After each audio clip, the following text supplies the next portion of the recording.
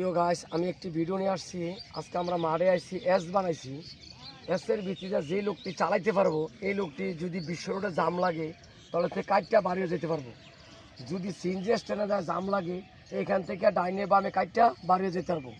তাহলে আমরা এসটা বানাইছি, এসের যে খুঁড়েটা এটা মানুষ মনে করতে হবে। এই এসের ভিতরে কারা কারা ভালো পারলো তাদেরকে জিজ্ঞেস করবো। তুমি পারছো ভালো করে দেখি? জি ইনশাআল্লাহ। তুমি পারছো নি? জি ওস্তাদ পারছি, একটু সমস্যা হয়েছে। হ্যাঁ, তোর সমস্যা হচ্ছে। তোমার একটু সমস্যা হয়েছে। তোমার আমার একটু সমস্যা হয়েছে। মাশাআল্লাহ। তো সবচেয়ে কিন্তু উনি 1 নম্বর হয়েছে। তাহলে উনির মতন আমরা হওয়ার দরকার না?